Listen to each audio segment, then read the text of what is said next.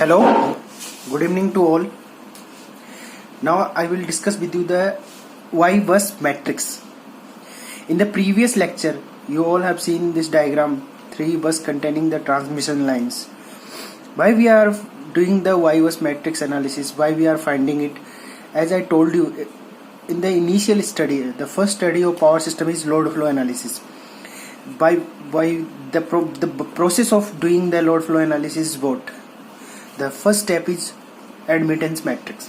Okay, for finding the Y-bus matrix, the first step, the sub step in the Y-bus matrix is to find out the current equations.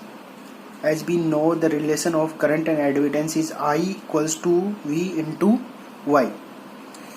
Now, how we can calculate or we can identify the equations of current? Now see the diagram. This is the simple diagram of 3 bus system. This is the first bus, second bus, third bus. Okay, this is the injected current. As we know, the injected current is I1. The bus 1 and bus 2 are connected with each other with the transmission line. This is the bus 1, bus 3 also connected with the transmission line.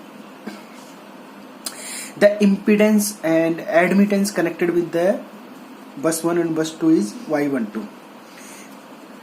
We can write Y12 in the terms of Y21 also. They both are same because this is the value. You can write in the same way. Y12, Y21 both are same, but Y12 and Y21 are not same. The direction has been changed. Y21 means current is flowing from bus 2 to bus 1, and Y12 means current is flowing from bus 1 to bus 2. Okay. Now, what the first equation is telling us? The current is injected at bus 1 is I1. This current will be divided into the 3 parts. First Y12 will go from bus 1 to bus 2, and Y13 will go from bus 1 to bus 3. And shunt capacitance also connected. I have shown in the previous diagram. Earth capacitance, shunt capacitance, you can call it in any of the way. Okay, these are the 3 parameters. Okay. Now Y1 is equals to Y11, Y12 plus Y13. As we can see, this is the entering current and all these 3 currents are going outside. Okay. Now I1 equals to Y11 plus Y12, Y13 from the diagram. Okay. Now using this equation, we convert the all current into the admittance form, because we need to find the Y-bus. We need admittance. So we convert the current terms into the admittance form.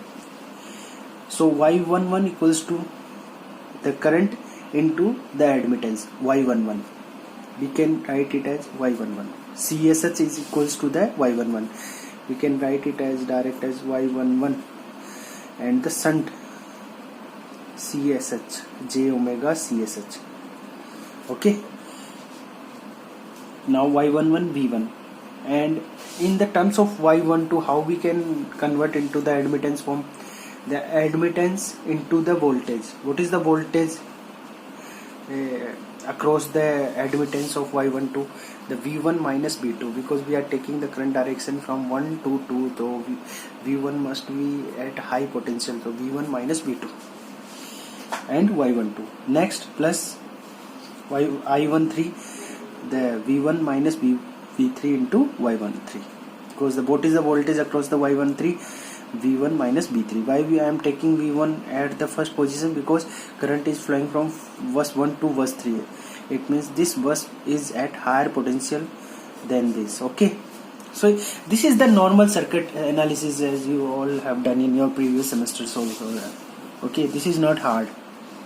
These equations are simple, but the most important part is this: what is happening inside the bus, about how they are talking to each other, because these are not the person, these are the bus.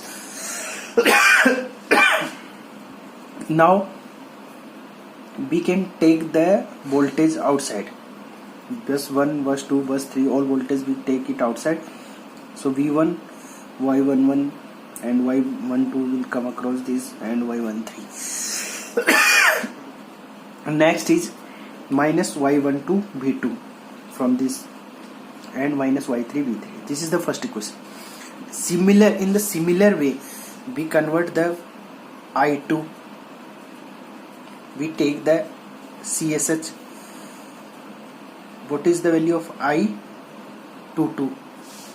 So I2 equals to I22 plus I21 plus I23. Current will flow in this way. Okay.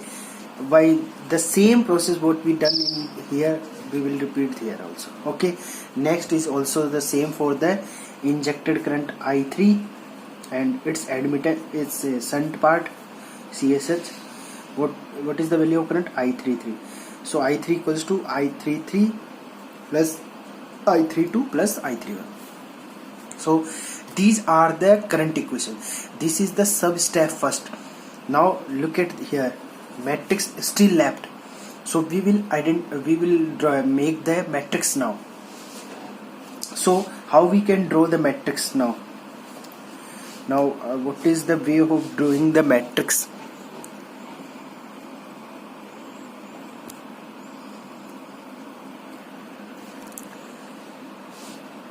I1, I2 and I3.